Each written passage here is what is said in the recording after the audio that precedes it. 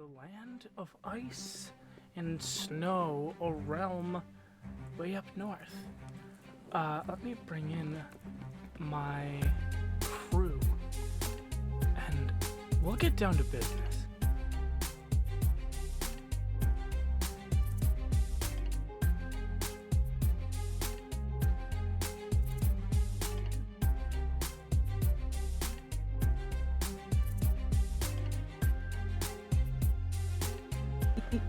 Hello, my Christmas criminals. Is that what we're calling ourselves this season? Maybe. It's not a season. It's not really a season. It's like a. This mini season. Side quest, if you will, to steal whole brand from Dimension 20. Steal Christmas. Yes. We're taking a break from the normal campaign that is Trash Chronicles to bring you a holiday-themed mini-campaign called Holliday Hiest. I have been rebranded as the GM or Gift Master, and my friends have taken on personas of little Yuletide helpers, elves, Christmas elves, if you will. I will. And, let us begin our little snowy story on a blistery cold night thousands of years ago. In a remarkable patch of pine, decorated in baubles and bells and candles and the luster of freshly driven snow, we see a man in a red suit, a strapping, tall, built man, and great big black boots, and a great big red suit, and a great big ear-to-ear smile. This is the man that the world will one day know as Santa Claus. And this man strides into this patch of pine trees, and through a shimmer that reveals an adorable little Christmas village, as the world will know them. Little huts where elves are making toys and putting the finishing wrappings and little things and doodads on boxes, and loading them up, the parcels, into the great big bag on the back of Santa's sleigh, with 8 little reindeer, all bridled up and ready to go. And standing right before the sleigh is a little elf with a way too big hat and a way too big nose. Video James, if you would describe your character for me. So my character is exceptionally old, to the point of even he's not really sure anymore. Just kind of stopped counting. This is in the past. This is the very first Christmas. So at this point, he's exceptionally young. Yes. Soon to be exceptionally old. Soon to be exceptionally old. He always wears a exceptionally large beanie cap that goes down all the way down to the bridge of his nose, so that even he can barely see out from underneath it. But it points upwards into like a star field to be effectively like a wizard hat. The rest of his body is covered by large beard and mustache. That the only thing protruding from his face is a large bulbous nose. The rest of his body is covered by an exceptionally large sweater that he tends to trip over and stumble through, but tends to also kind of like sneak things into his sleeves. But at this point, it fits him a little better. He hasn't shrunken with age quite as bit, but he is still wearing a rather large sweater that goes down to, like, let's say, his ankles. Yeah, and you see Chris, as you know him, stride up towards you with big, jaunty, like knees raised too high steps that crunch the snow beneath him, and his arms swinging side to side in a almost like way too cartoony fashion. And he says, "Well, Chestnut, what do you think?" Well, I think it's going pretty good. I mean, the suit. Yeah, it's going pretty good. It's looking pretty sharp on you, I'd say. Thank you. The tailor's really brought in the hems pretty good. I gotta say, looking sharp. I can tell you with absolute certainty that this suit will fit me just as good today as it will every Christmas for the foreseeable future. I have absolutely no doubt whatsoever. Did you do the thing? Did you secure the thing so that the snow does the thing? Yes. I'm gonna say yes. Excellent. And with that, Chris steps up into the sleigh, and he turns around to the elves that have gathered about, and he says, "Well, I'm not great at speeches just yet. This being the first time that we're doing this whole thing. I'm sure I'll have plenty of time to practice getting good at speeches. We do this thing not because it is easy, but because it is hard. And there are a lot of really sad children out there who need a little bit of what I'm going to call Christmas spirit." And he sits down in the sleigh. He pulls the iconic Santa Claus cap off the side, slaps it on his head, nice and tight. "All right," he takes the reins. "Go." Nothing happens. "Mush?"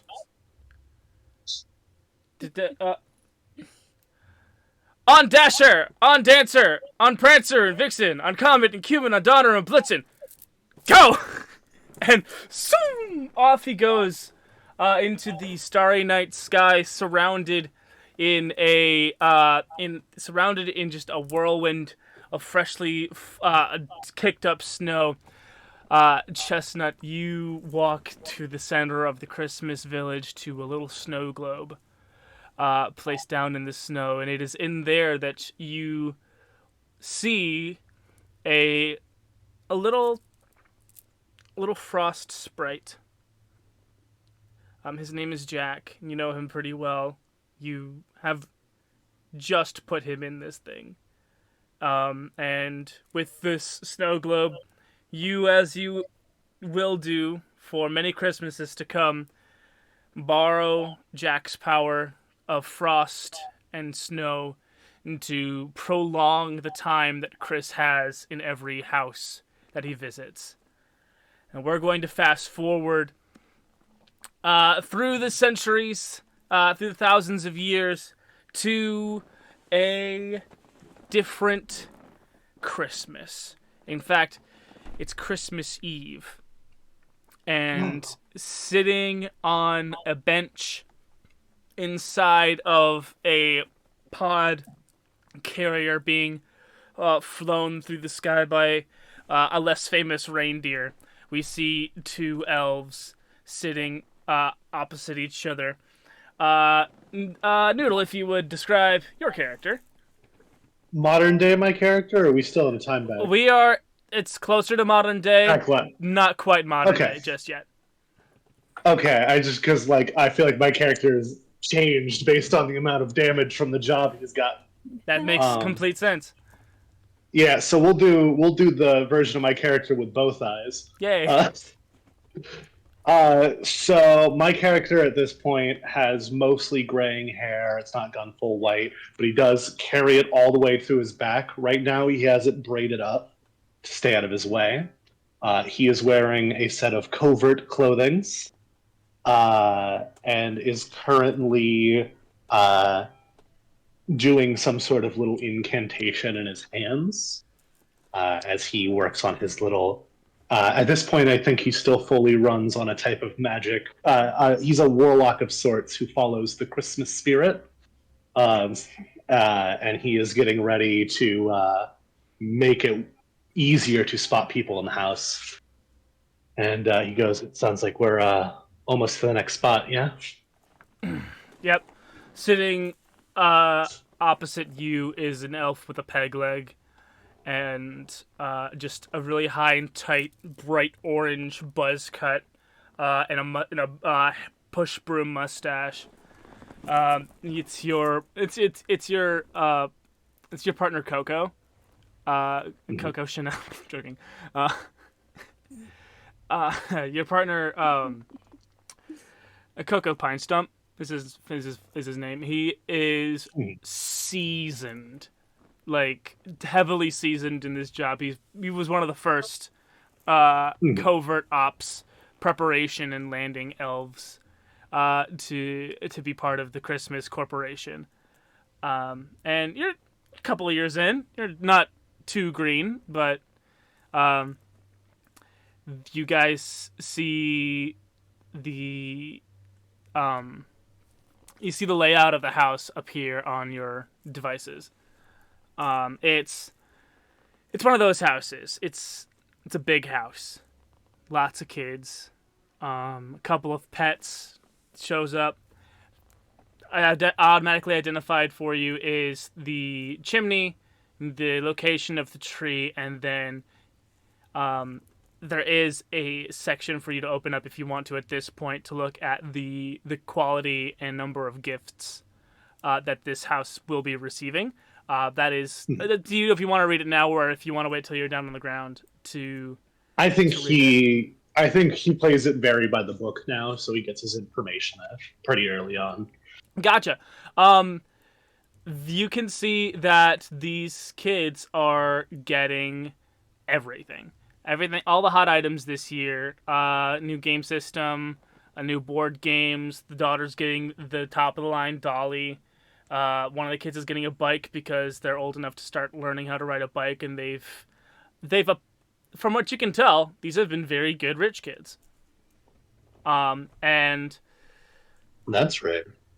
You see Coco looking over the same stuff. You can notice that he hasn't opened the gift itinerary just yet, and he stands because the little light in the pod has turned green, which means it's 10 seconds to jump. And you count down in your head with Coco 9, 8, 7, latch slowly, and then Coco jumps. What does it look like as Tingle leaps from the back of this sleigh part? I think he's got an air of confidence to him, so he kind of stands at the edge of the sleigh and he falls backwards. And once he has made a full rotation, he's got like a wingsuit situation. He uses very graceful. Coco is falling like a brick. Just very fast, very hard. My character's a bit show-offish. He's also very dexterous compared to a normal fighter, anyway. Yeah. So he's just. You guys are, like I said, very young, very old, but you're both very good at your jobs, and you guys land silently on the roof, and you get your equipment out and start to rappel down the chimney, and hit the floor of the living room, right next to a towering, brilliant, sparkling Christmas tree. What's your first moves? My first step is to reach into my bag, and I'm going to blow a dog whistle to see if there are any dogs in the house. Got to get those under wraps. I don't want them attacking Santa Claus. Right. You hear what sounds like 3 dogs coming from upstairs. All right, we got 3. Do you want to take them or you want me on it? I mean, I'm going to have to take at least one, so let's couch, double down. Armchair. On it. And he ducks and rolls behind the armchair. And I'm behind the couch. Cool. I'm not going to really...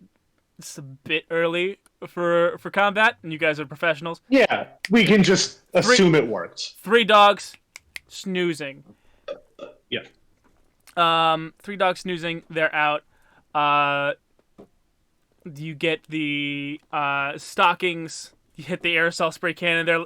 Listen, I'm ripping this almost beat for beat from Prep and Landing, the Christmas specials. As soon as you called it Prep and Landing, I was like, I was like, that's he's gonna reference it's that. literally beat. I have no creativity for this because it's already a All fantastic art is concept. derivative. All art is derivative, and it's already a great Christmas special that I love with my whole heart. And I'm knocking out dogs, and I will later have one eye, so it's different. It's different. Because they have an eagle. I'm joking.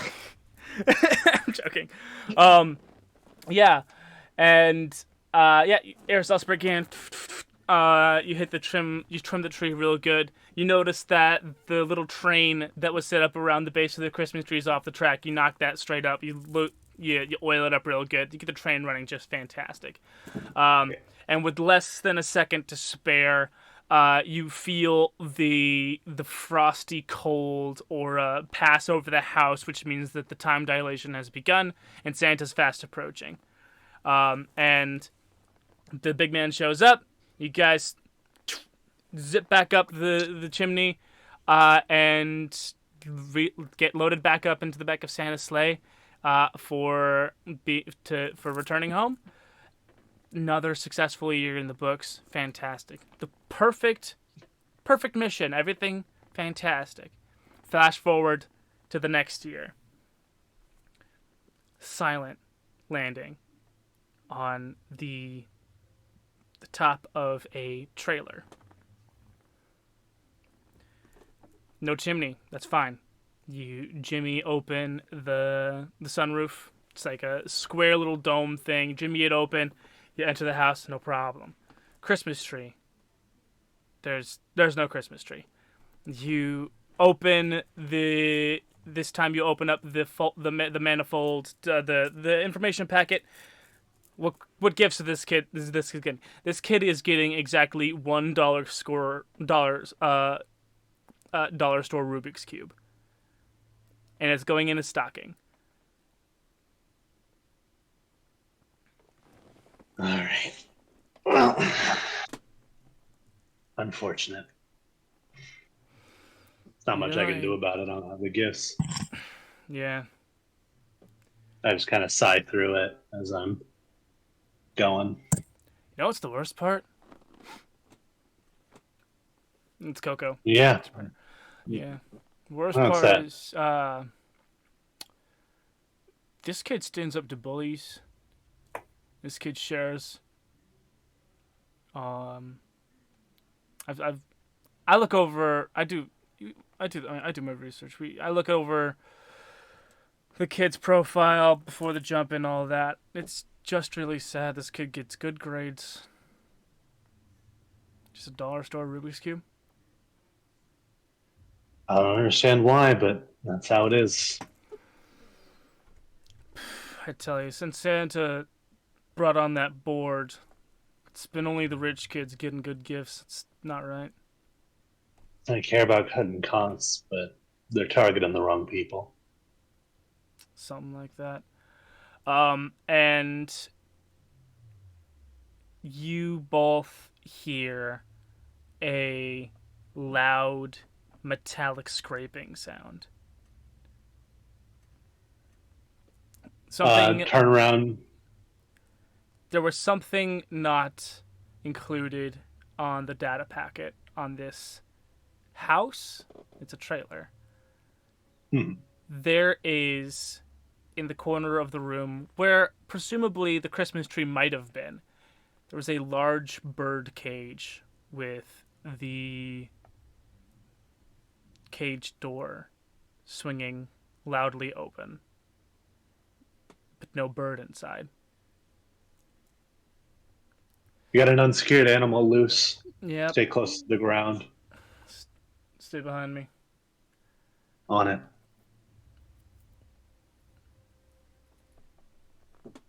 This bird, you'll never forget. You'll never forget the way it stalked around You'll never forget the way that it threw a seed at Coco's face. You'll never forget how you gave up the back-to-back position to make sure that the bird wasn't coming from that direction. And you'll never forget how it gouged out your eye from the opposite direction. Hardest fucking bird I've ever met. Clever girl. Descendant of dinosaurs. Right, they are descendants. Yeah, I was there. Was it a chicken? Hold on. It's a macaw. I assumed. I was just gonna ask. Macaws are devious. Macaws are Little nasty bastards. birds. This is an anti-macaw stream. Yeah, this is anti-capitalist, anti-macaw stream. And absolutely Finally, God anti-capitalist macaws. If you know a capitalist macaw, get out. Get out! And so, you... This one goes out to all my anti-capitalist parrots out there. The bird was subdued. Coco hit it pretty fast, pretty hard. But your eye never got better. And that probably was the worst mission that you ever fell for the Christmas Corporation. We pan out from Coco and you just sitting on the roof as Santa does his thing inside. Not very long, obviously. But it doesn't really take a long time to truly sink into hate for something, doesn't it?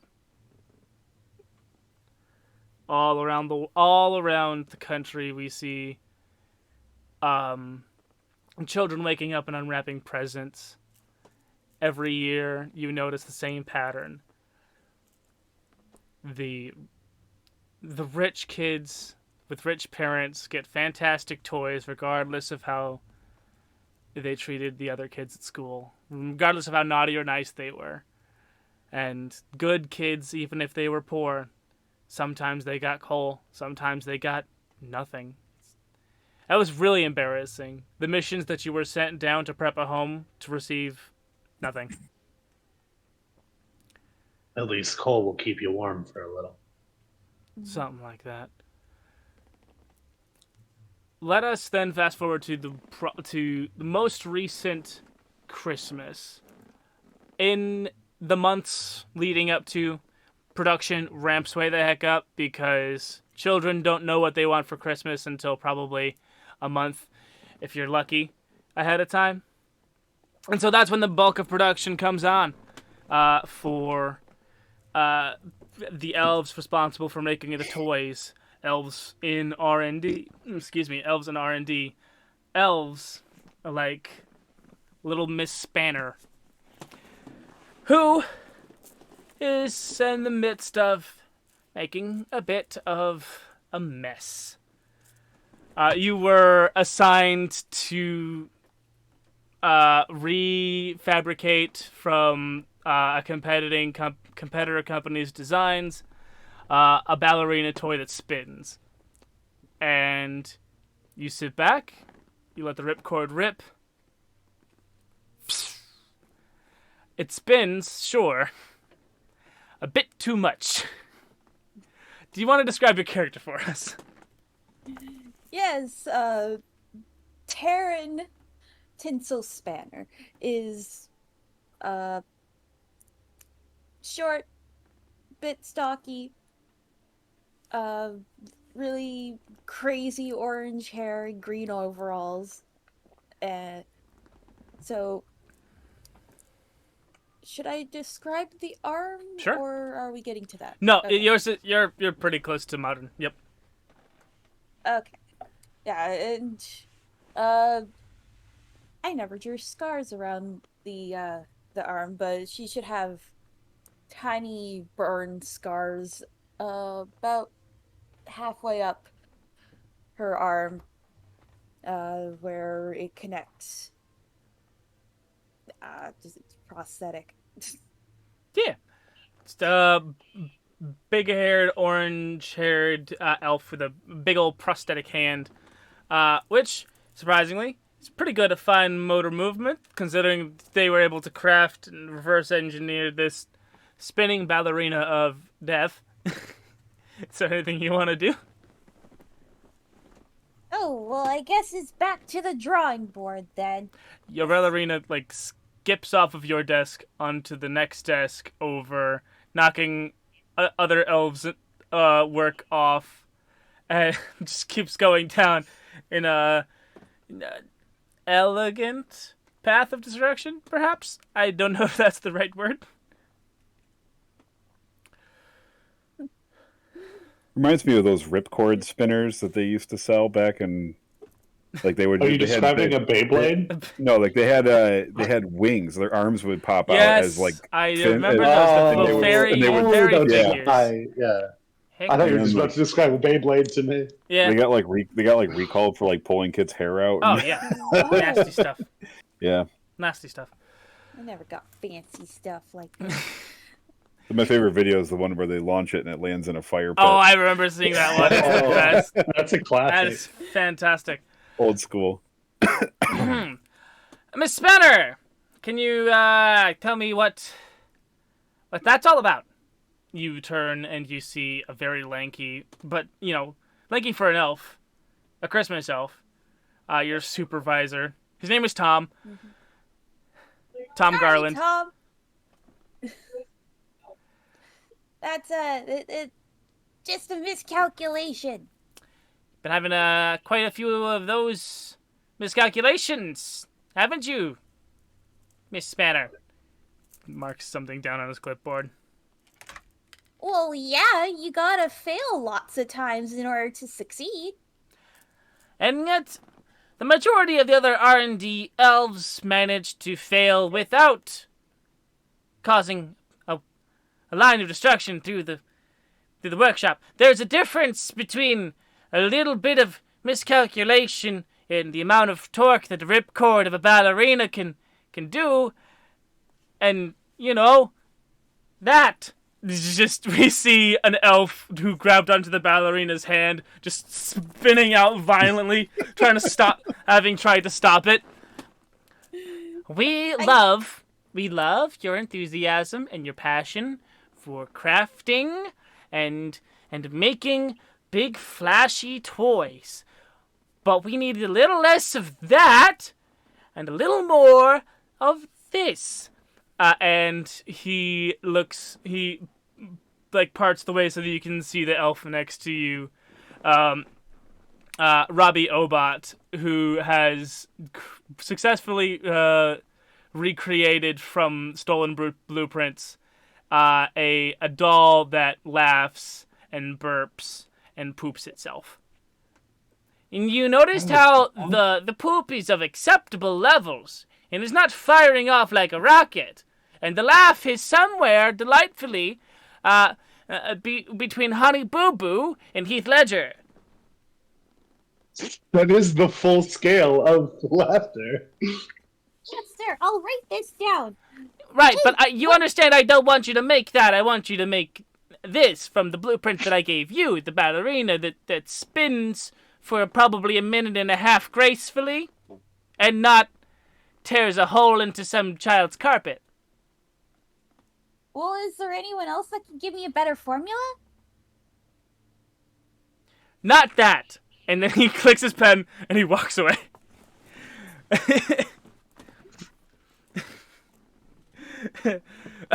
How do you go about to try to fix your overzealous inventing?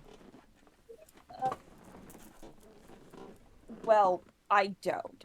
I just go back and try to make it less destructive with the same amount of enthusiasm. Okay. You always do pull in just before the deadline, having managed to create a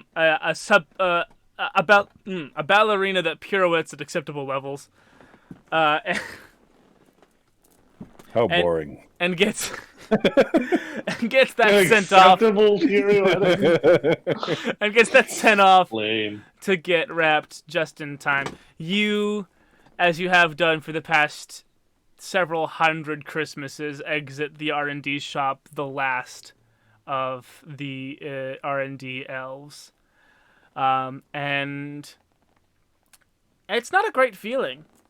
You have so much to offer in terms of, mechanical, toy engineering. There's so much more that you could give children, so much more joy, so much more excitement on their Christmas day. But you have been, as all the R&D elves have, you've been relegated to taking stolen blueprints, stolen ideas from other major toy companies, and redesigning them, repackaging them, throwing the Christmas company label on it, and then sending those off for the holiday. It's not a great feeling. What where do you go? I head to my secret workshop where I have all of my personal blueprints. Your personal blueprint. Where is your secret workshop?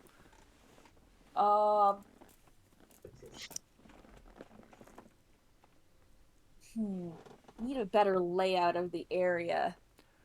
Well, there's the massive dystopian corporate dome that you work in with a lot of with the other R&D elves, where the other prep and landing elves are trained, where security is, where packaging and reindeer training. It's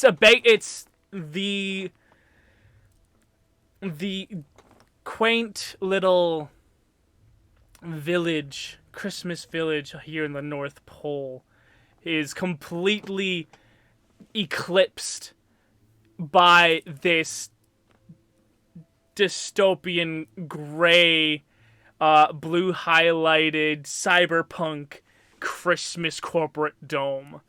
That for good measure does have like one of those little caps that ornaments have on the top, just kind of askew, and then a great big antenna that comes out in a circle, so it does look like a gigantic, ugly ornament sticking out of the ground.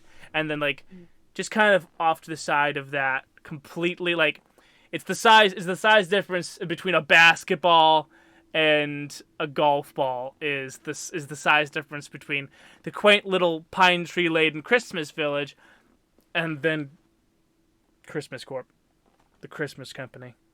Okay, so I just have a little inconspicuous log cabin nearby.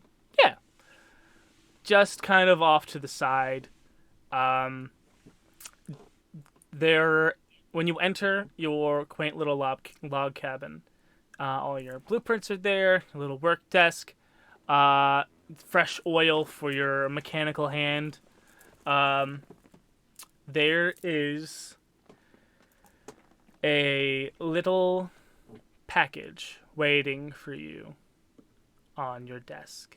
And before we go to that, I want to go to the Christmas corporate office.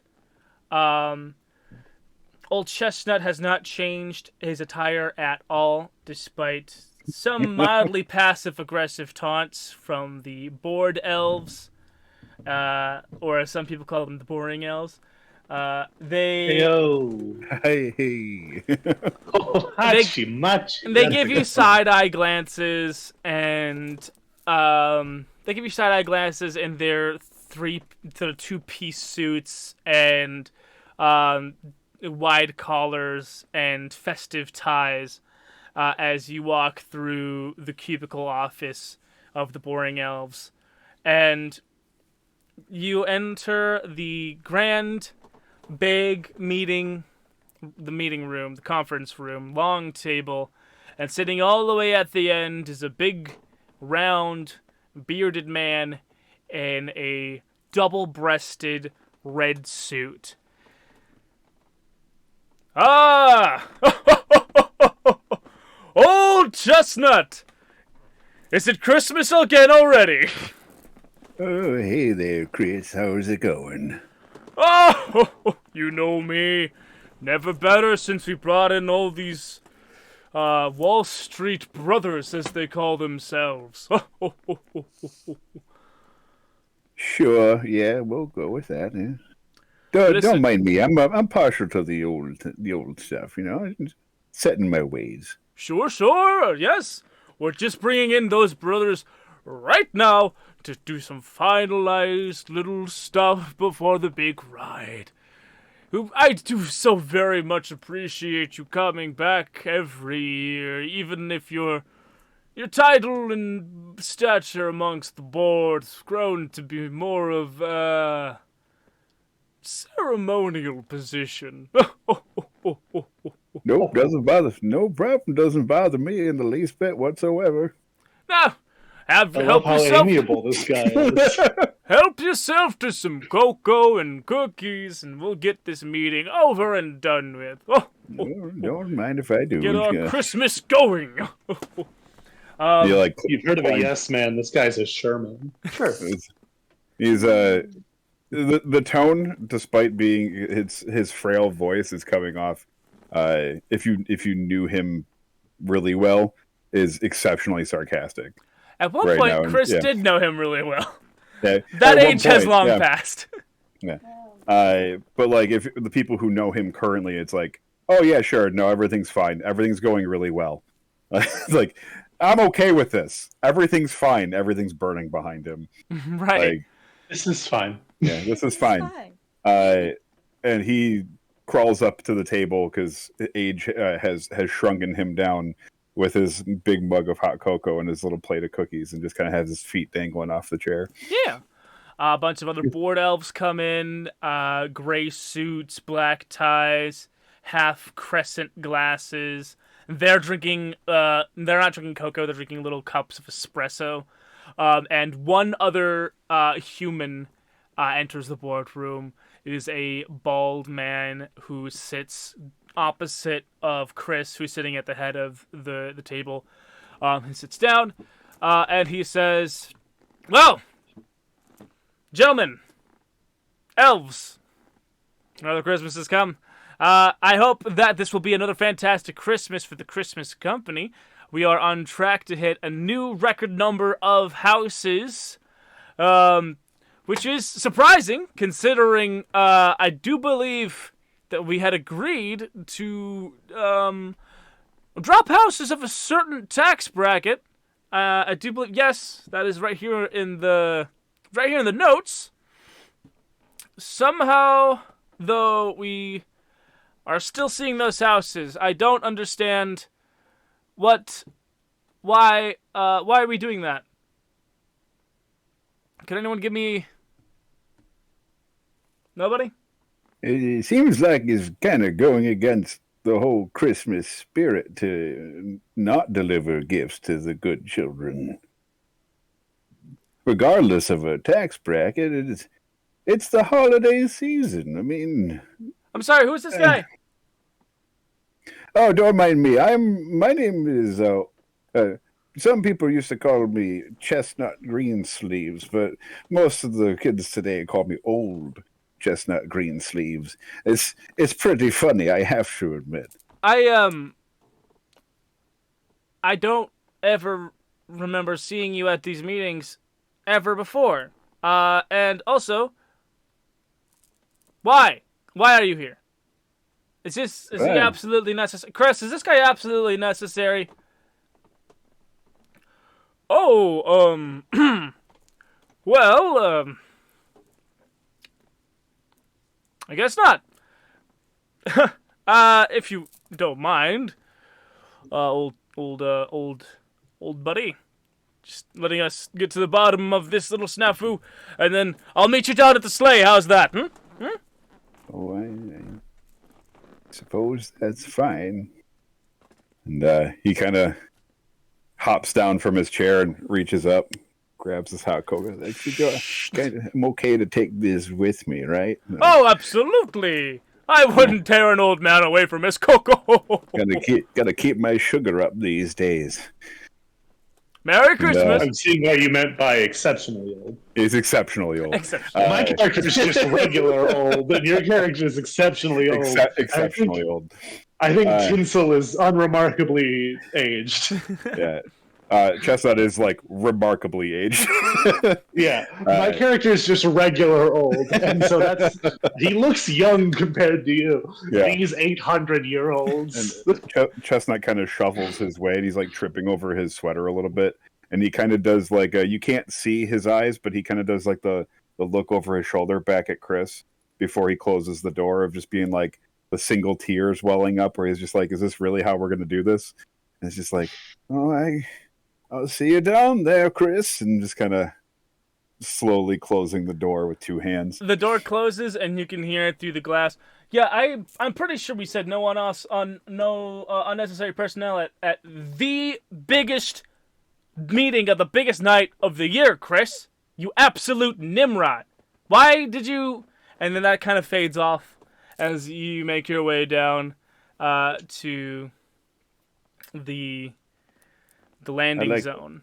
I like the old suit better. It just seemed to fit him a little bit better, but As you enter the elevator that will take you most of the way down to the launch zone, you find in the elevator a little square package, right there in the center of the elevator.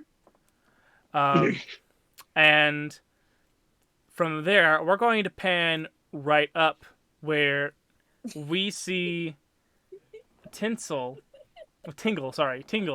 And we fought you on names this year. Yeah, okay, so for Pizza, it was J names, and now we have two Ting names, I guess. Yeah. oh, the Ting. Tinsel and Tingle. The Tin-Tins. We call ourselves the Tin-Tins and Chestnut. Isn't the Ting Tings the group that sings "That's Not My Name"? That sounds right. I don't know.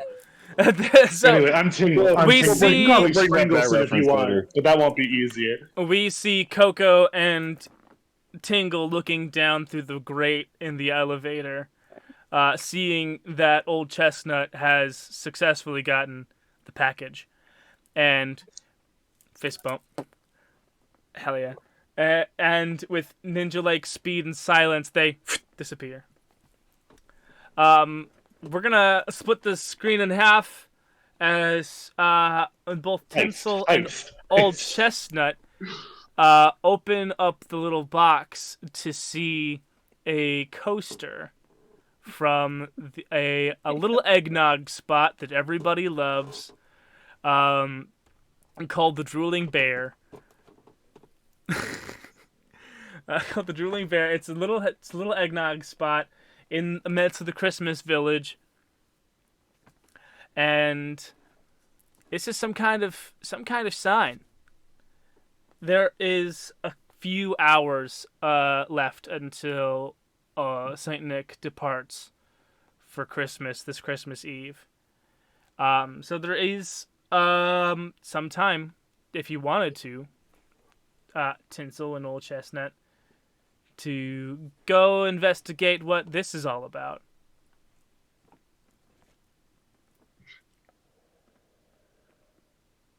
I'm also really glad you made the bar be an eggnog an eggnog place, because I was gonna have a bit where my character has an eggnog addiction. Oh, hell yeah! I had a hip flask of eggnog sitting in my brain this whole time. Hell yeah! Oh. So this was very kind of you.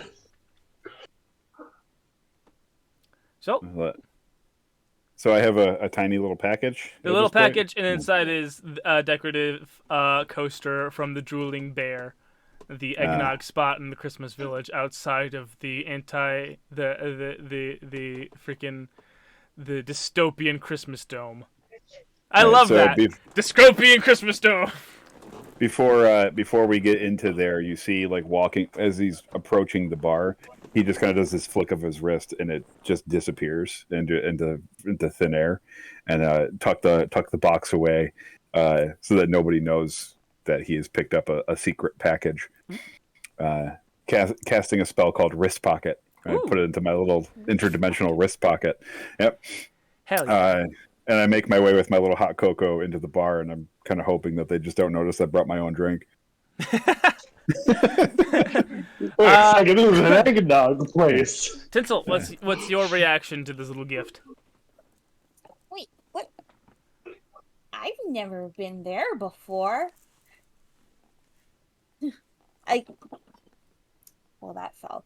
I guess I should go check it out. So yeah, let's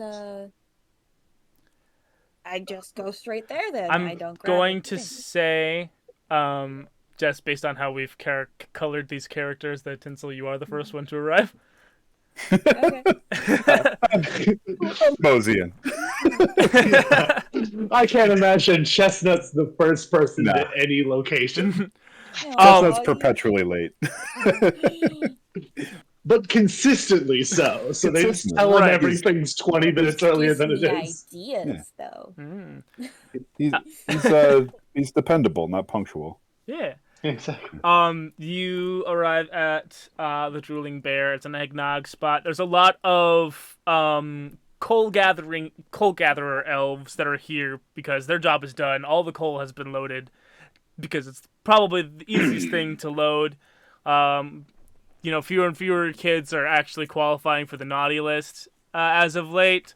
Some kind of legal shenanigans. It's hard for the Christmas company to justify what is truly naughty and what is truly nice. It all seems very subjective.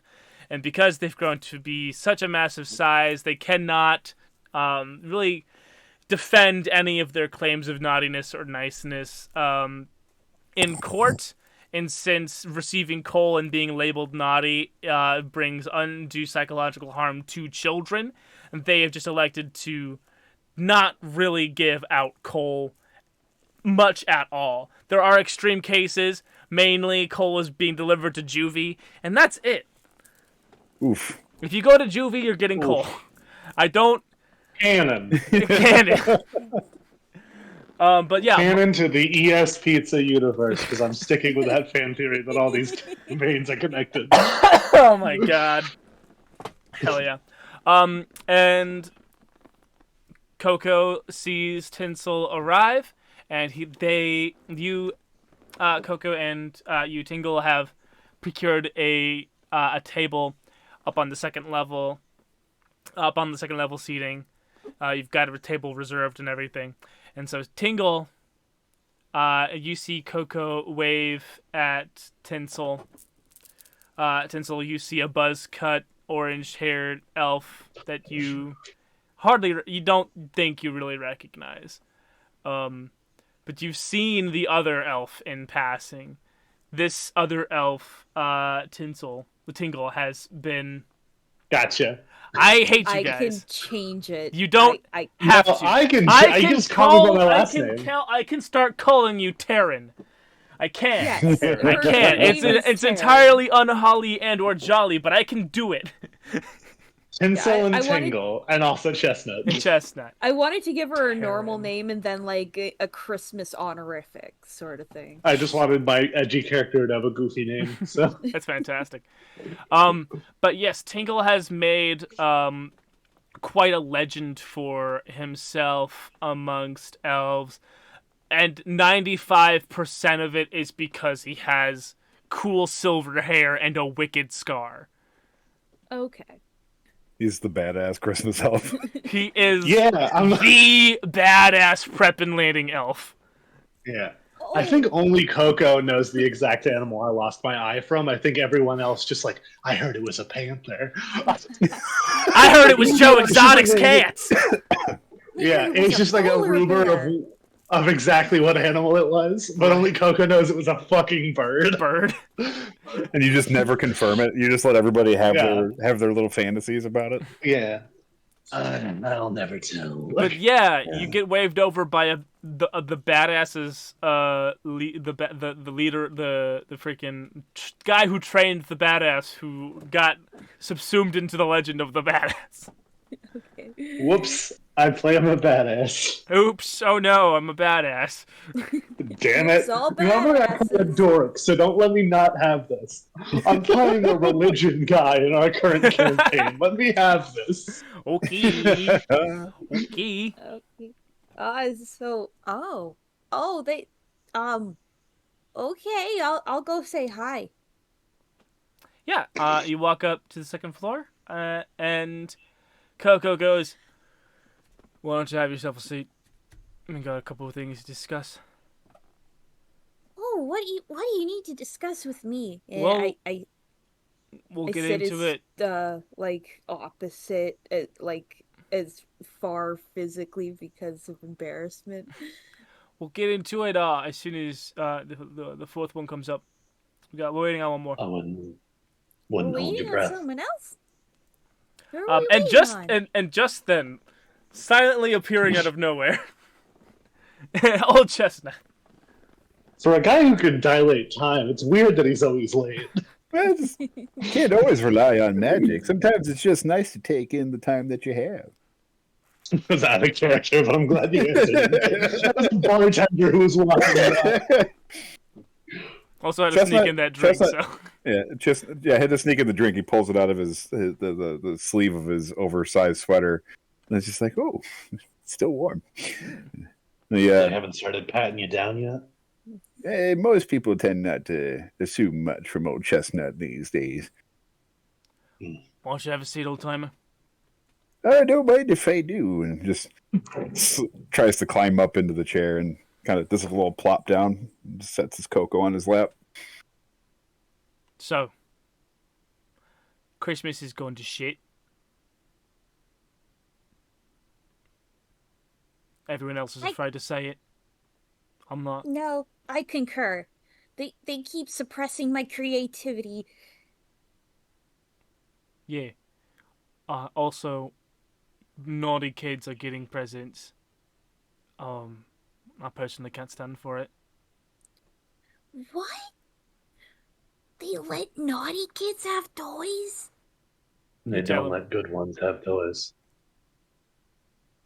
I think there's some reports already. So if we don't have tablets yet, I don't know what we're doing. Of course with you our have company. tablets. Yeah, I pull up my tablet and go, and then slide it across the table, and I go look at the reports for the toys this year. Record numbers of houses getting presents. The that is missing from this report is actually the naughty and nice rating of each child, which was dropped due to the aforementioned legal reasons. But what is instead in place of that is parents' net worth. Where with all these numbers? What happened to the statistics? Yeah, right. So We don't do that anymore. we don't do that anymore. What we need is a way to kill Christmas. You want to kill Christmas? Let me be more specific. We need a way to kill this corporate Christmas machine. Okay, Kind of that a I Christmas can get behind. reboot, if you will. Yeah. I like I'm that. good with machines. Well, A Christmas coup, if you will. I like that. I do know of something that might help. Yeah, I've been thought you around. I've been around for a few years now. You are the oldest elf, and have been since Christmas and before Christmas began. That's why you're here. We're fucking old, and like we don't hold a candle to you. Well, me and Chris used to go way back, and there's a neat little trick that we came up with. I got a good friend down in. You guys familiar with the little snow globe that we got stuck right in the middle over there? Yeah, isn't everyone? Yeah. Right. They shoved that thing way down deep in the center of the Christmas dome. Yeah. So They got that. that little bit of magic in that little bowl there is actually a good friend of mine named Jack. And So let's just say that. Yeah, I got you. Yeah. Jack Frost is real. Oh yeah, Jack's a great You're little fucking. fella. You shitting me? I mean, not yet. I mean, we could make it happen if you want to do it. There's a little precedent station. It just has like a fart spray as a toy. Like, yeah, if you're feeling free. I just immediately put a face mask up. Yeah. Well, Oh, you see, Jack lends a hand every year in the little chronomancy that we got to do to make sure that Chris can finish his rounds on time. But say that Jack's not available this year. I mean, it might slow things down or throw a little wrench in the cog, so to speak. Do you think We need to get Jack Frost. Do you think you can convince Jack Frost to help us? I don't think Jack's super comfortable in this sphere. I mean, I'm sure he would love to have a little room to stretch his legs. Right. so Sounds heavily secured. Yeah, he's the epicenter of the corporate Christmas dome, locked under thousands of dollars of high-tech security measures, great big steel doors, laser grids, booby traps. So I heard some fucker saying that they had to deliver Yeti food down that way. I don't believe it, but maybe there's something we should look out for. Rather be ready for Can it. I like do like a recall if I can tell if that's true or not? Because I feel like I would know. Yeah, you that probably not. This is you know that the whole Yeti race is kept inside the Christmas dome because they are a security threat to people visiting the North Pole. But fair. they also make great guard dogs for the most powerful piece of chronomancy in the world. Jack had taught me a couple of things of some chronomancy magic, and I think we can figure something out between you young sprites. You seem to be pretty well on your feet there. Right. We're very old, but I guess compared to you. We've run Hey, thousands. I can still move and shake every once in a while, you know. I appreciate that, yeah. And he gets a look in his eye. You know that look. The Tingle, you're well acquainted with the look that Coco gets when he spots some kind of threat to the mission. And you can tell that he's been realigned to this current mission situation. The mission being recruit these people to go and pull a great big heist on Big Fat Santa. Mm.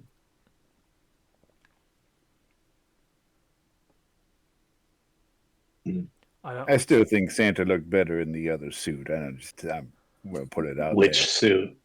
Yeah, the old one with the big coat and the fur, and it really just suited him. The whole look came together. Really fit the holiday season. Now he's got the 3-piece on, and he looks like he could cut glass with his shoulders. The speed at which you changed my mental image of what Santa Claus looked like made me choke. Alright, so I don't want to alarm any of you, but we have been marked as dissidents to the Christmas Corporation. Oh, I can tell you that just happened right now. I got kicked out of the boardroom. That sure was Right. Yeah. brought a tear to an old man's eye. Right. I can't see your eyes to verify that. But Craig and Kind the of gives you like a boys- little. You can see that he smiles a little bit under his. Right. Craig and the boys over at the table over there, they're staring at us something awful. Yeah, which one's Crank? Craig, he's the... Craig? Craig, That one. he's the one with the Crunkle. iron jaw over there. And Oh yeah, old Weird alligator. amount of face. prosthetics in the elves world. there's a lot of injuries that happen Yeah, in the Christmas The Corporation. insurance isn't so great. There's no OSHA in the North Pole apparently. No, sure, in the North Pole, no, sure. That's why we do it there instead of anywhere else, is because there's no ocean. And We used to do this in the Bahamas. Look. Coco slowly stands up and he says, I think it's best perhaps maybe discussing Christmas mutiny at a bar funded and run by the Christmas Corporation wasn't the best idea. I'm gonna take ownership for Now, that. though. Right, I'm gonna take ownership for this mistake. I think we should make our way. We're partners. We take ownership together. But yeah, I appreciate that. You did kind of screw the pooch on this one. Right, and I did take ownership for it. You didn't have to say that. Let's go. Yeah, I just. Let's go. Can somebody take my Coco for a second? I feel like the amount of tension that these two must have, you know. Here, I'll hold it for you, and I just put it like little cup in big hand. Little cup, big hand. Heck yeah. And as you guys leave, it is very apparent that Crag and the boys are following you. And they follow you out the back of the door. They follow you, even as Coco pays for the eggnog that was mainly drunk by Tingle. Yeah, just like 4 rocks classes sitting in front of my. And amongst a abandoned elf child snowball fight field, Crag and the boys. So, I don't rightly know if I heard all that Corrigali and the bar back there. However, I do believe I heard some dissension towards the fine folks of the Christmas company. Now, boys, did you hear something along them lines? Yeah, Craig, I do think I did hear something like that. Also heard some blaspheming about Yetis. Now, we all know that the Good Christmas Corporation states that there are, in fact, no such things as Yetis. Now, we might have to teach yous a little something about respecting authority. Ain't that right, boys? Right? Right. And he gives, like, a hard look at the third one. Right, yeah, authority. Now, we can do this the easy way. We can take you in, talk to some people, have a chat. We can do this the hard way. We can knock you out, bring you in, have a hard chat.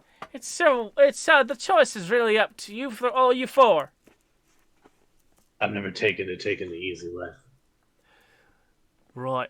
Yeah, me neither. And he cracks his knuckles. Yeah, I just, like, from my wrist drops like a weapon. Everybody roll initiative. Okay. Yeah. Oh boy.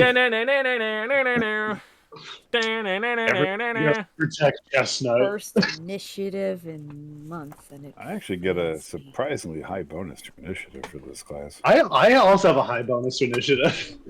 For an old man, I have a +5 to initiative. Yeah, for an unremarkably old man, I got a +7. Just gotta remember which one is full and which one doesn't have anything in it. Okay, if I don't go first, I'm gonna riot. I rolled with my bonus a 23. I got a 26. Half of this book is filled with very old drawings of Lavender. Okay. Ooh. Wait. Ooh. How? What? Those numbers. So I got a 26 on initiative. Yeah, 26 on initiative. That's freaking awesome. I got a 19 on the die and a +7 to initiative. I rolled an 18 with a +5. So I'm Leave gonna this to the old timers. the old timers are quick on the draw. I can use. Why? Okay, so I'm honest. Out? Yeah. So Coco rolled a 24. I can Coco's just also use- spry. Yeah, we leave the Bunch of shit to fast- the old timers. Yeah, a bunch of quick trigger old timers. Gotcha. Coca 24. Tingle, you got? I got a 26. It's 26. Chestnut, A 23. 23.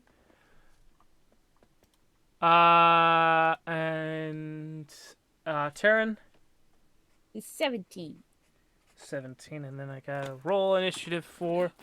Wait, I just noticed they fixed opera. I can roll on opera now. Fuck yeah. Fuck Uh, yeah, dude. I'm doing this all manual because D&D Beyond's just not working for me very well. I'm using D&D Beyond on the sheet, and I'm using physical dice. Yeah, I'm using physical dice. Where I just love Physical click dice clacks, are personally. banished for now. Mine's not even click clack. Mine's a click clunk because they got the metal dice. I have metal initiative ones. I did not is- use those today. Initiative is plus dexterity. I'm using my blood splattered dice. Yes, Ooh, that's yeah, correct. classic. So Crag rolled a dex of 1, a 10. And then all three of his boys got a roll. All three of his boys? All three of his boys are here to rumble. Boys back in We're town? No, we're not outnumbered. They also have just a dex modifier plus 1. So boy 1, boy 2, boy 3. Oh, wait, yeah.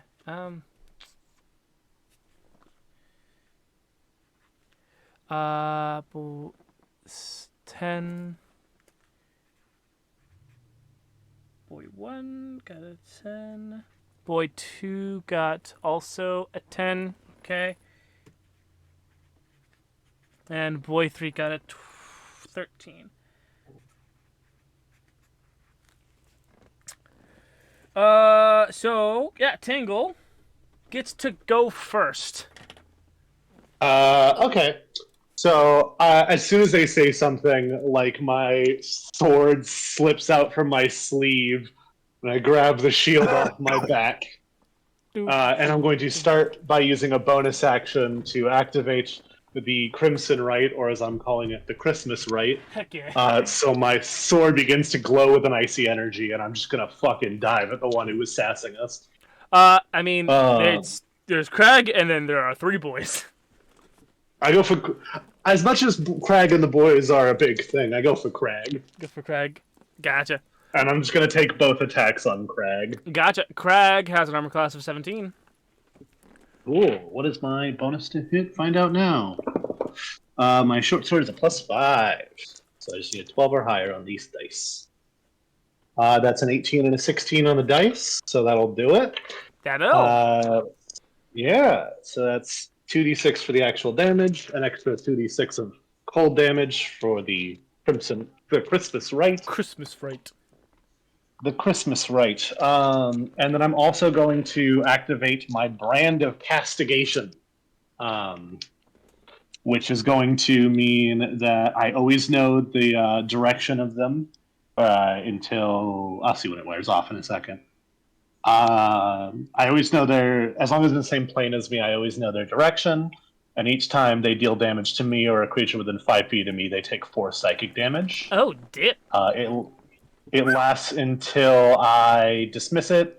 It's applied to someone else, or someone uses dispel magic on it. So these are dark Christmas magics that you wield. Yeah, I used to rely purely on the Christmas spirit, but as it's died down, I needed to and turn as you've started darker to slowly Christmas hate magics. it started to corrupt into a kind of chilled visage of Yeah. Krampus that creeps over you with like horns. For anyone who wants to know mechanically what I am, I'm a blood hunter in the Order of the Profane Soul, which is the warlock subclass, and I'm using the Great Old One to simulate Christmas spirit.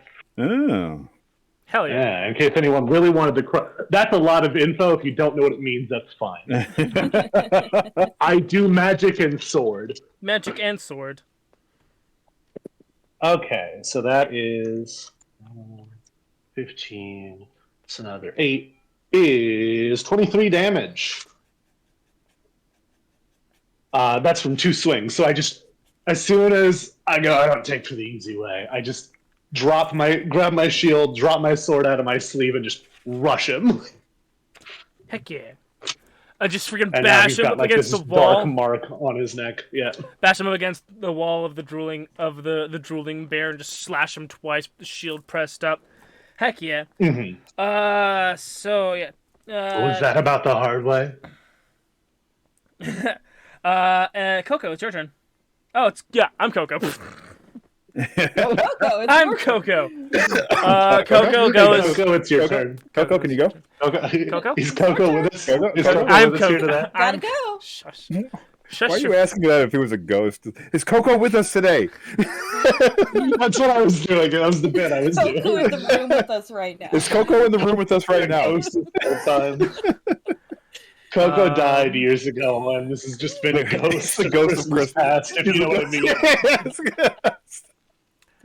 Man, Yeah. we are on the same wavelength.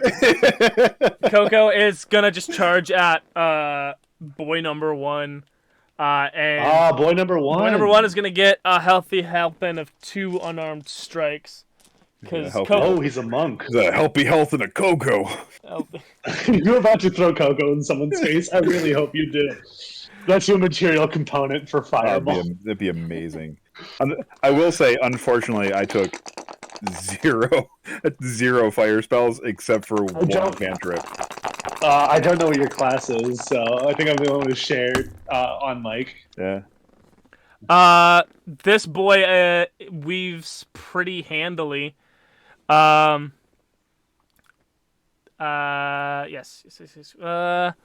Because that is soft in your old age, Coco. That is a natty 1 and a 3 with his +4 to hit. So yeah, this pretty handily weaves. And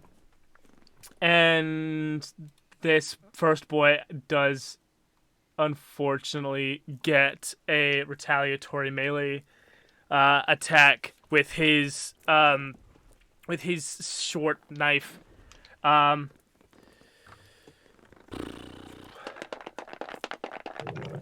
That's what happens when you roll a natty 1. They get a retaliatory attack. That's not great. That is not great. With the beating Coco's armor class by just 1. The boy manages to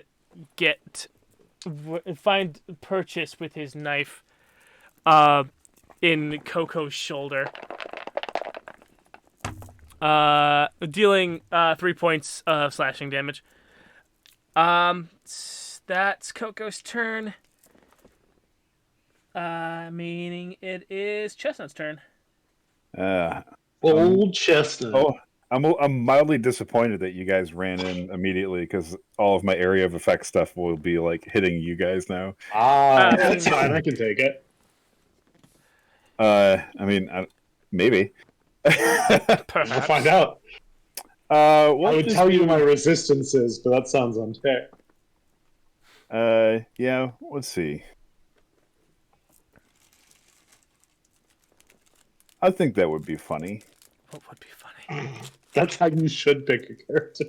So we'll pick one of the boys that's in the back that's not being encountered with Tingle or Coco. Mm-hmm. And I'm just going to create a bonfire. So first thing I'm gonna do is just pull my staff from my robes or from my sweater. Yeah, just out of nowhere, and it's just a big branch of holly with like holly leaves and berries on the tip. And I am just going to point it with both hands and just go campfire, and I just have it burst of fire underneath one of the boys. Is there a saving? There is ruling. There is a ruling for it. Mm-hmm. So it fills a 5-foot cube, and any creature in the bonfire space when you cast it must succeed a Dex saving throw or take a D8 of fire damage. Okay. All the boys only have a +1 to their Dex. Oh, I'm sorry. We're 6th level, so it's technically 2d8 if they fail instead of 1d8. Okay. Cantrips are fun. Cantrips are fun. Let's see. That is a nat 20. Oof. That What a boy rolled spry a little nat 20. So the creature also has to make a saving throw when it enters the bonfire space for the first time or ends its turn there. So if he takes his turn and ends it in the campfire space, then he's going to have to redo the saving throw. But now there's just like a little. But now there's just a bonfire. There's a cozy Are Yule you doing log. this too? Hell yeah. One of the boys that you guys weren't fighting, so there's now 3 people who are like having something happening. Yeah. Yeah, keeping pressure on him. That seems like a good way to divide up labor. Yeah. I'll take on Crag and you take on the boys. The boys. Let's see. Well, It is, boys. is that your turn? Boy, that would be it. That's I get. Yeah, no, that's it. Alright. Everything else would just have to be reactions, which are All right, Tyrion, it's your don't turn. have to do yet. Okay, so I want to pull out my crossbow and aim it at, let's say boy 1. So many boys. Boy, one. Hell yeah. And Boy, I one. That's the boy I that want got the crit off on Coco. Yeah. Yeah. So So I want Yeah. to defend my new friends. New Boy, friend. one. It's getting a little soft. boy wonder. Ah. Yeah. I But Coco's getting a little soft for this old age, if you know what I mean, old chestnut. see I him up can there trying to throw hear a bunch. both of you. You look a little sweaty up there, Coco. Are you doing? You put a okay? bonfire right next to me. We're really just Oh. chatting while I'm beating a guy with the pommel of my sword. I don't know. Just thought it would spice things up a bit. Throw some fire. I'm beating the shit up. And you're just chatting. Just This is that old man banter we all were hoping for. We both chose to I'll play old figure people. that out after. So how much damage do we do? Also, I realized that I didn't do my doesn't. damage right, and I should have done more. I'll deal with it next round. I tried to set a guy on fire, so here we are. Yeah. That's With good. Being a wizard's fun.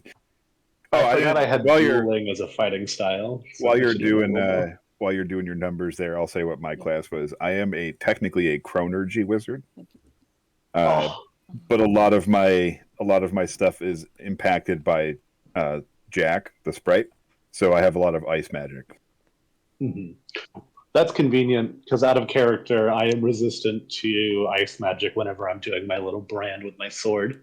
Oh, rad! Because I was going to hit you It's with a big cold old damage. I was going to hit you with a big Cold old cone damage of cold specifically. magic.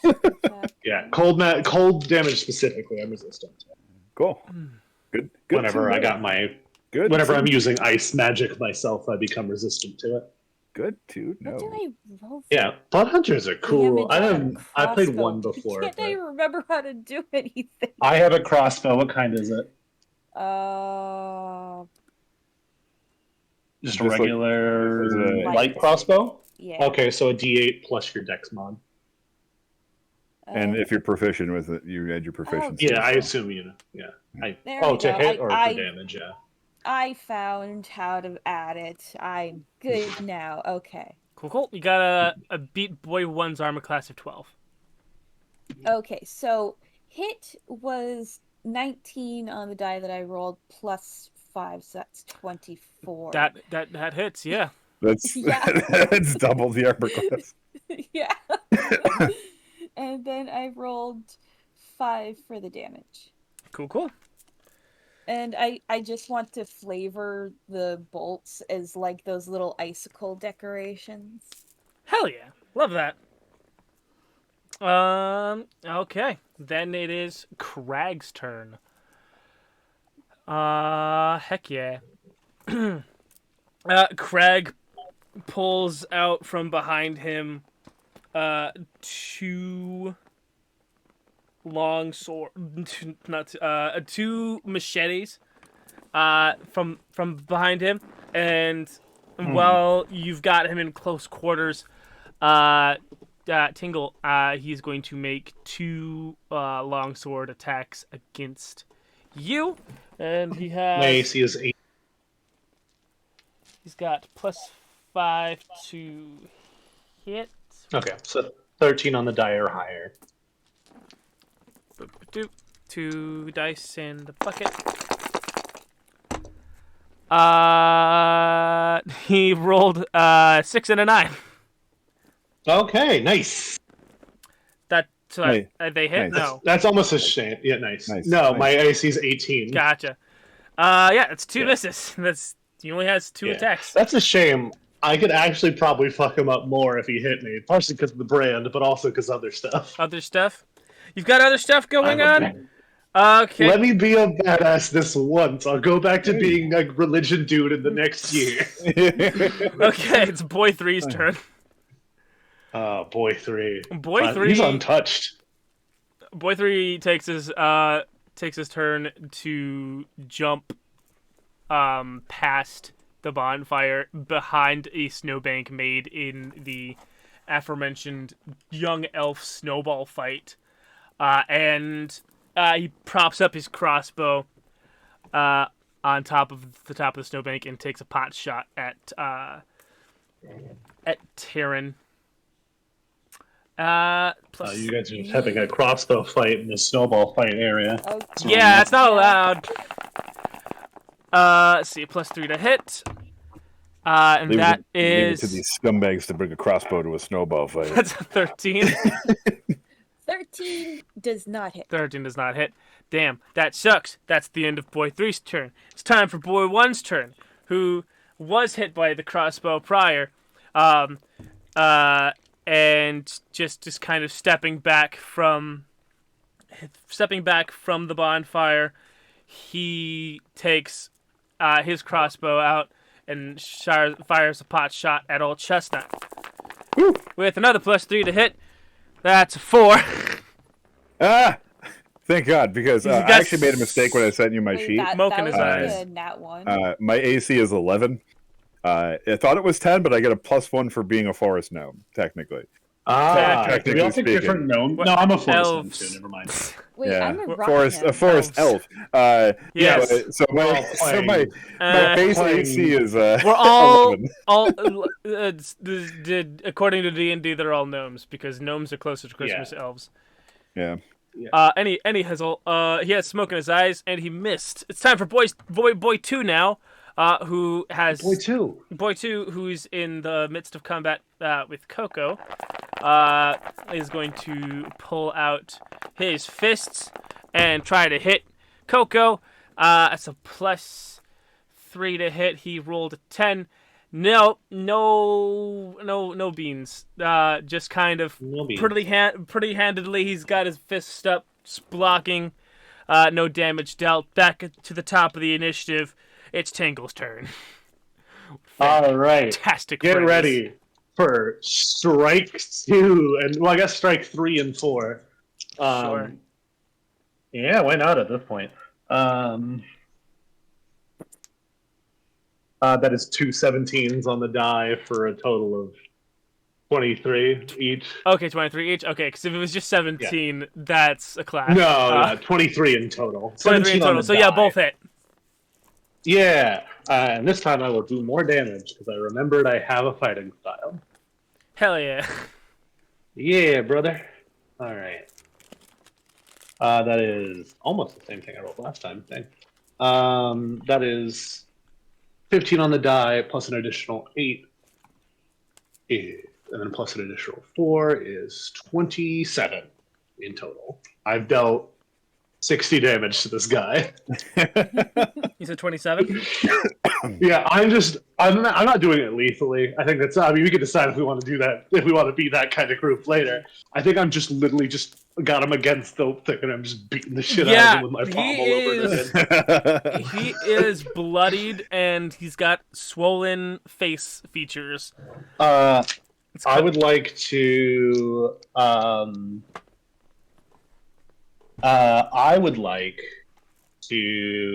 take a bonus action to activate the Blood Curse of Binding. I don't know how to Christmas that one.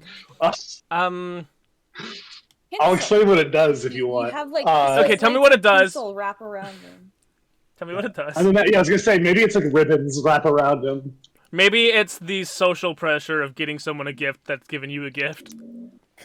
Yeah. So what it does is they must succeed a strength saving throw, or they become their speed's reduced to 0, and they can't take reactions. Okay. Yeah, that sounds like the social pressure, if anything.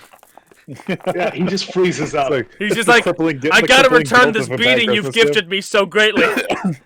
That's I've gifted him a beating for 7 sure. plus 3. That's a 10's gonna fail, so his speed is 0, he has no reaction, so I'm just gonna step back and deal with that later. It's until the end of my next turn. Cool. So he's gonna be there a minute. I'm gonna start rushing towards guy 3 from behind his cover, try to flush him out. Gotcha. Coco's still in battle. Nope, no one get near that guy, I say as I run by. Coco's still in battle with Boy 2. He takes out he keeps wailing at him with his fisticuffs. I completely cocked that dice. I'm going to roll it again because I don't know why I thought it was a good idea to lift the cap, tilt the cap to look at the result of the die. Good job, me. It's a 13 plus the unarmed strike plus 4. His armor class. That hits. Heck yes. And that's the unarmed strike does undefined 2? What? What? That's 2 What's damage? unarmed strike? Yeah. Is he a monk? He's not. I'm copying your character sheet. Coco you're was a just using character mine? that was created on the spot, okay? Unarmed strikes, unless you have an ability, are just like your strength modifier plus 1. Got Yeah. it. That's So fair. That it's makes just sense. 2 damage. Yeah, I will make Coco if he survives. Which he probably will. If he dies, I'm gonna have some problems. I have just been looking at your character sheet for Coco. I didn't even notice when you said he got a +4 to hit. It was dumb of me to just make up Coco on the spot and then make him so central to the plot. I'm a bad DM. Honestly, sometimes. I wouldn't have even thought to take somebody else's character sheet. I would have just Googled some NPC. I would have pulled up my old friend GPT and asked him to make me one real quick. Ew, No, you get like a custom made, like actually good character sheet. Yeah, that was a smart move. So that's Coco's turn. It's Chestnut's turn. Is there a target that's like behind where they are so that they're not if they're here's my game plan. I want something that what I want to do explodes, but I want to make sure that the resulting explosion doesn't hit Coco and Tingle. Is there a target that's behind them where they're standing, I guess, in terms of positioning? Well, we've got so that they have body shields. They have a human shield. Yes. It's gonna be a little. I'm just casting Ice Knife on that guy. Just Ice Knife on that guy. Gotcha. If Ice Knife hits, it explodes. Or hit or miss, the shard of ice explodes, and each creature within 5 feet of that point has to do another dex save. Gotcha. Or take the boy 3 who had boy 1. Man, I should have given them names or something. I'm a bad dungeon master. Crag and this is Crag, Dag, Shrag, and Nag. Crag and the boys. It's Crag and the boys, and he just gives them all numbers. So literally, it's like, hey, the 1, boys, 2, 3. hey, boy. Yeah. The one who missed you, critically missed you because he had smoke in his eyes from the bonfire. He is far enough away that the exploding ice knife is not going to hit anyone else. I wanted to see if I could hit tag a bunch of other people, but I also don't want to hit my teammates. That's all. That's good. Yeah. I can hit me a little bit. I mean, he's going to be within 5 feet of the explosion, so even if I hit him, it's going to explode and do more damage if he fails a dex save. Okie dokie. So we're going to go after him for shooting a crossbow bolt at me. You gotta beat 12. Okay, I have a +8 spell attack bonus, so here we go. Here we go. That is going to be a 7 + 8, so a 15. I think that beats a 12. I do think so, yes. Okay. So he is going to take a d10 of piercing damage. We're going to use this one. Oh my god. That is 8 damage. Mm-hmm. Then the shard explodes, and he has to succeed on a dex saving throw. He automatically fails because he's dead. Oh, okay. Well, it explodes, and then his body gets ripped apart by shards of ice. Yes. Ooh, The initial you impact just was enough. told He had that. 5. He had Okay. 5 points already dealt to him. Yeah, so you just you see this. Yeah. And down goes Go boy one. to kill the boys. Hey, he's old. He doesn't mess around.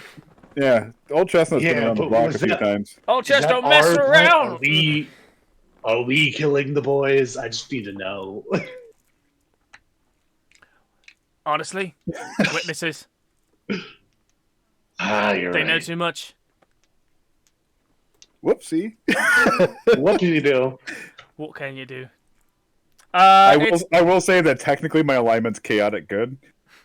Tyrion's turn. I don't Yes, really. It is my turn now. So That is who's chaotic still good. alive? Uh-huh. It's for Christmas. Christmas magic. It's chaotic good. Yeah. Who's still alive? Who? Crag is on his knees, beaten and bloody. Boy 2, who was squaring off against Coco, has a little bit of damage dealt to him. Boy 3 has ducked behind cover and is trained his crossbow at everyone. And I'm on board boy 3 right now. You're on your way to Boy 3, yeah. Yeah. Okay, so If you wanted to say watching. it was if you wanted to say it was non-lethal ice that exploded, or just hit him in the head with a rock. Now witnesses, baby. Nah, the snow looks like cranberry sauce. Oh, rad. All right. To say, be a snowball with a rock in it. Alright, so I am going to cast Branding Smite on my crossbow.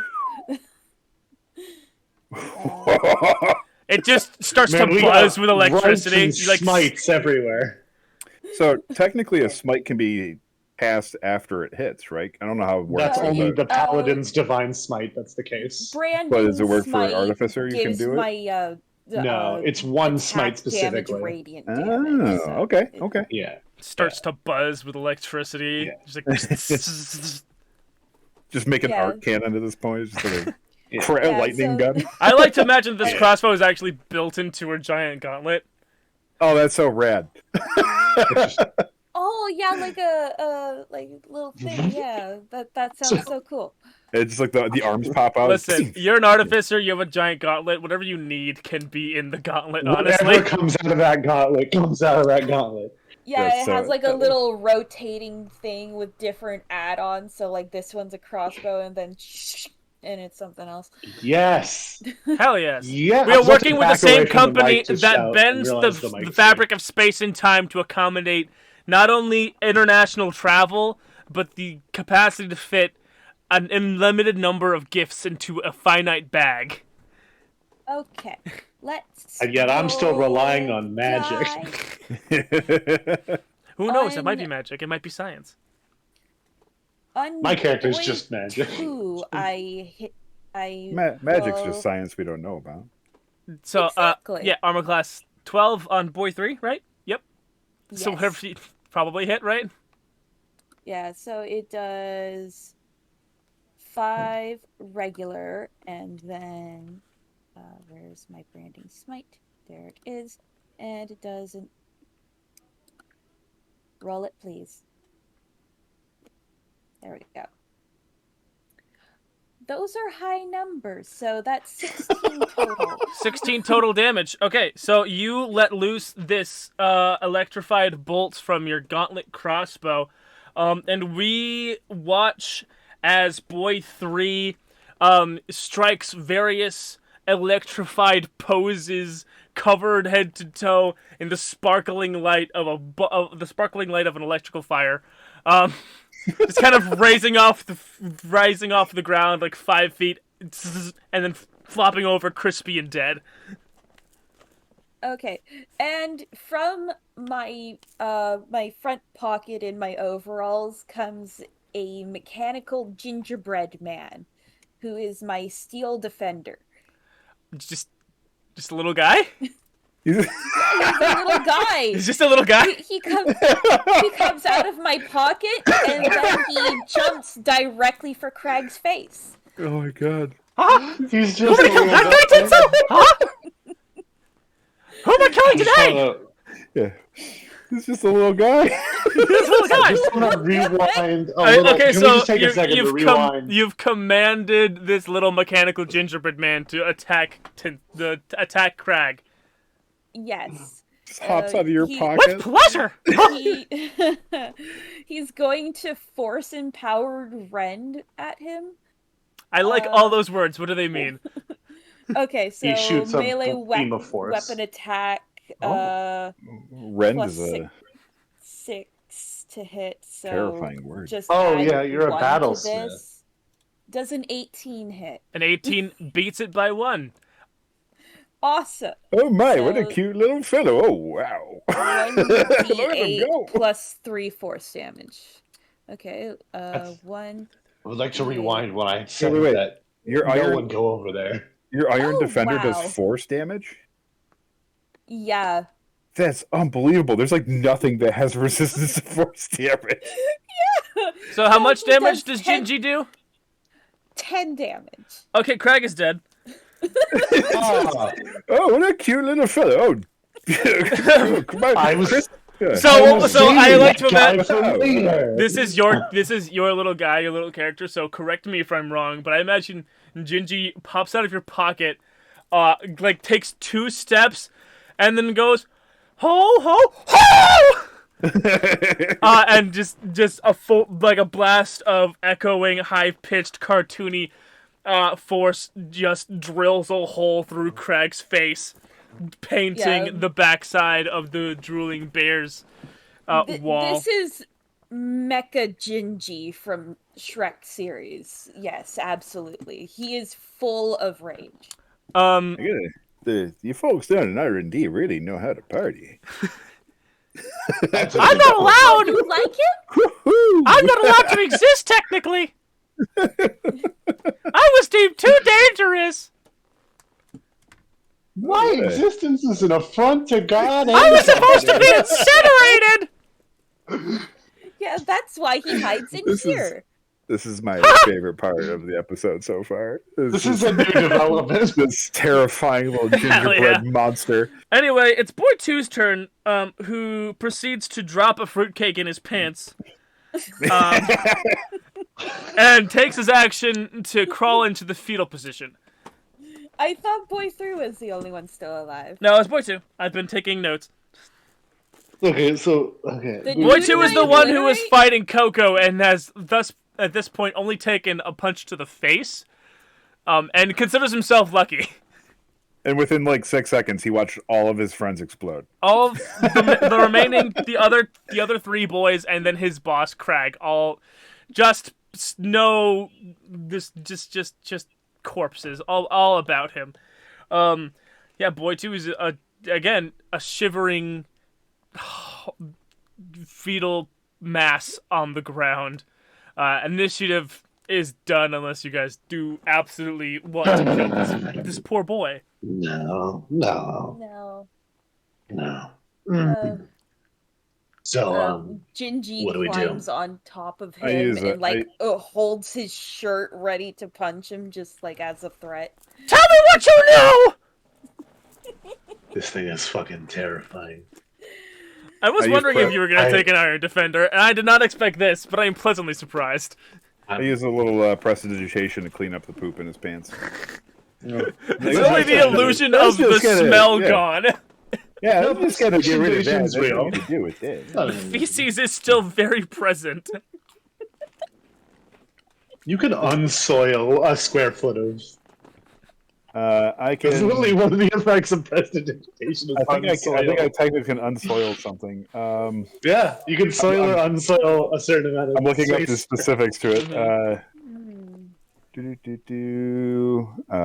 I can instantly clean or soil an object no larger than 1 cubic foot. So as long as his little pants party is within 1 cubic foot. Pants party. Yeah. I would assume so. It's a little gnome pair of pants. So. Yeah, so it just kind of like, it's like, oh. You mean a Take little care. elf pair of pants. Don't hurt me. Why would we do that? I just kind of poke him with the stick. Be like, come on, I'm get on your feet. very susceptible to peer pressure. Well, you guys shouldn't have attacked us then. You guys are Actually, I don't want to be this guy. We did attack them first. You guys are going against Santa, and we'll be out of a job. Why would you be out of a job if we made everything better? You're What do you do? going What do you do? What's your job? Oh, we're coal elves, so we get coal from the earth.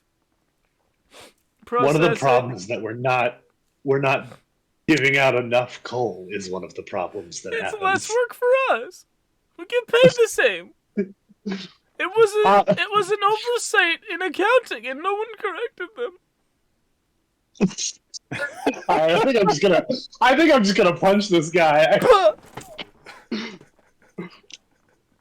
He was just gonna keep crying. Gingy's over here. I was going to do that. Oh, I hold out for a fist bump to the gingerbread. The little gingerbread man. Yeah. I haven't felt this alive in at least 400 or 500 years. Right. But you were How old are alive. you again? Hang on, let me just check my watch and just reach out and pull out like this like What's a enigma watch machine. gonna I gotta go. Let me check my notes here.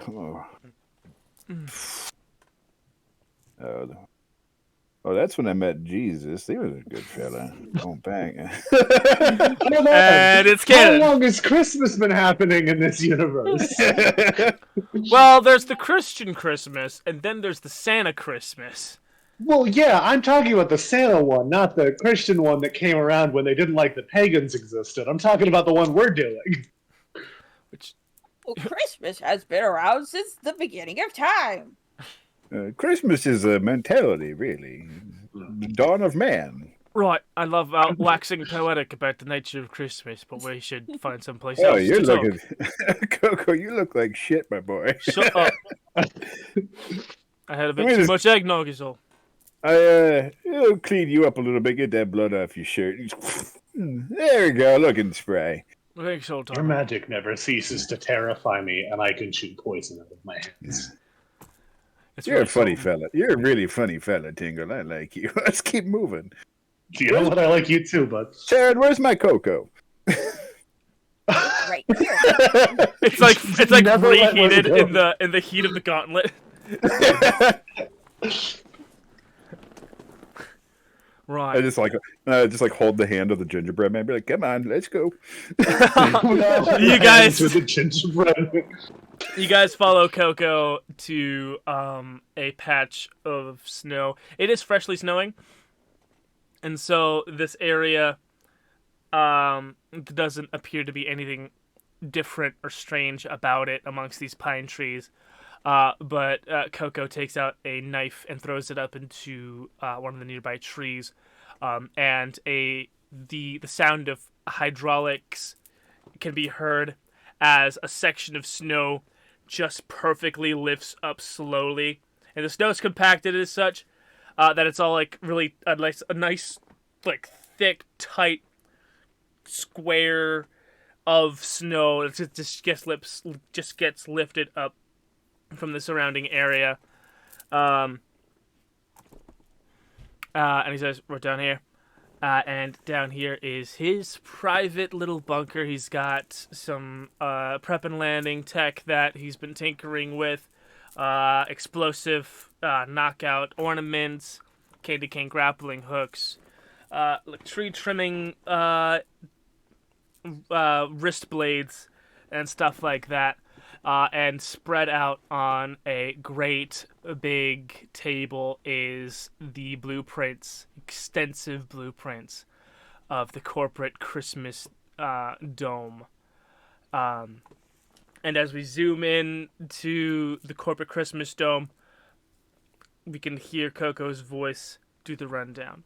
Right, so in terms of getting inside, all of us have an alibi in. We're prepping landing. She's R&D.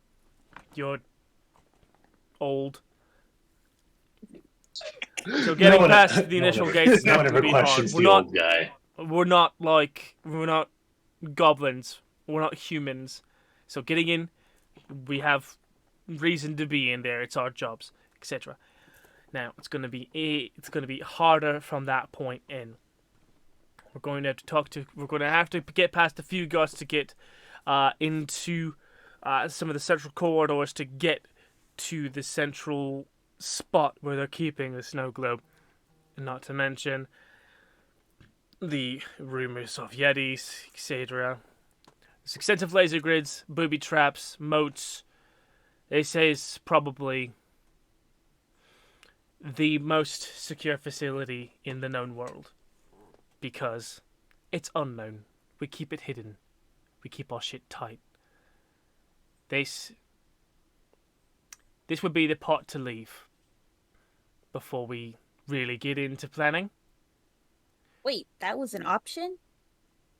Taryn leaves. I mean, I'll come play a new character in the next episode. No. Leaves Gingy. Right. You come back as Gingy. We are all... No, I'm just confused about the logistics here. If leaving was ever an option, then that should have been established at the very beginning. Sure. Were you gonna leave in the middle of that fight? Because they weren't gonna No. let you. Gingy was bouncing around. He needed to fight. the boy was feeling itchy. The boy implications needs of blood that, to keep working. the That's the implications of requirement. that are terrifying. But I can tell I've put together the right crew for this job. And we slowly pan down through the snow as our 4 Christmas caper criminals approach the dystopian capitalist Christmas dome. And that is where we're going to stop today's... Actually, can I What have do the we end think? card? Can I have the end moment real quick? Sure. So I think we see them walking down, and the camera does like a 3/4 cut back at the planning table, and he goes, "All right, let's get started with this holiday heist." Title card. Sorry, I had to take it. If we didn't say holiday heist at the end of this episode, I was gonna make it happen myself. Roll credits. Okay, time for some housekeeping. This is not gonna be. It's not the kind of thing where we're gonna actually be doing experience. Do we level up? No. Can I ask that at the end of every session? I feel like if I say no, you're still gonna ask me anyway. Mm-hmm. Yeah, no, we're not leveling up.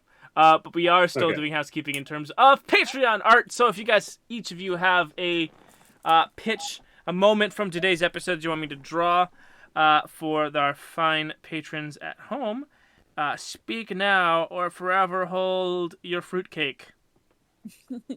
I obviously want Gingy bludgeoning that guy's face. Oh, I had a similar take. I think everybody was just going to pick Gingy right off the bat. I was going to specifically set the frame, but I will rework. Violent Gingy is number 1.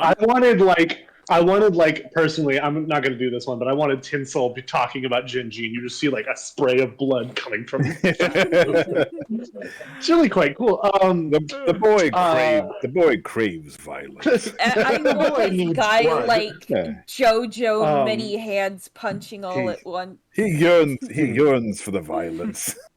I want the classic shot of everyone standing around the heist table with the Oh yeah, that's a good Fourth one. wall spot completely empty for no reason other than so the camera can see all 4 characters. Heist Okay. table You know the one. shot. Yeah. Got it. I want the heist table shot. The third one. Oh, you guys took the ones that I would have picked, which is fun. So I'm just We're gonna. gonna take the heist table too.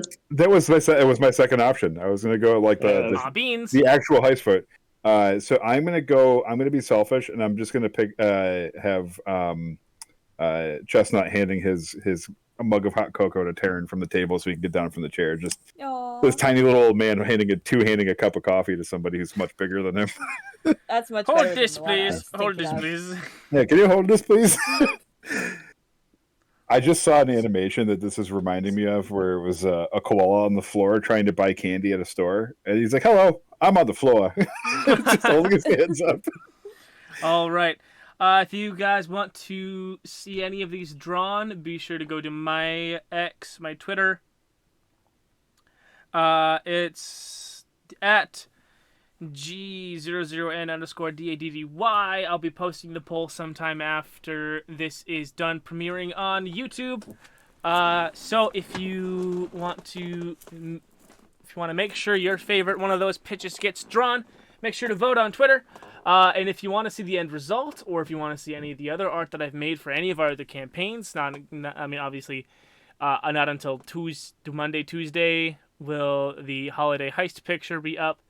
But if you want to see any of the art that I've made for Trash Chronicles, Yes Pizza, you want to see stuff from Beast Masters of Paternia, you can go to Daddy's Dungeon. Himbo Treasure Hunt.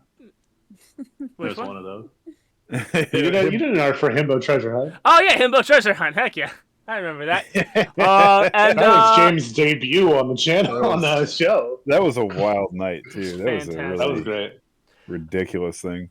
I love and that system. all the other one shots and campaigns that we've done, you can go to Daddy's Dungeon D&D at Patreon.com and sign up at the $5 level to see all the art and all of the character bios that I've done for that. You guys freaking rock. These are super awesome, sexy patrons here, and we love them very much. They're super cool. And so, thank you guys so much for watching. I, of course, have been your gift master, your GM Goon Daddy. I have been playing Coco, and everyone else that isn't Tyrion Tinsel Spanner, who has been played by Moss Creature. These blueprints.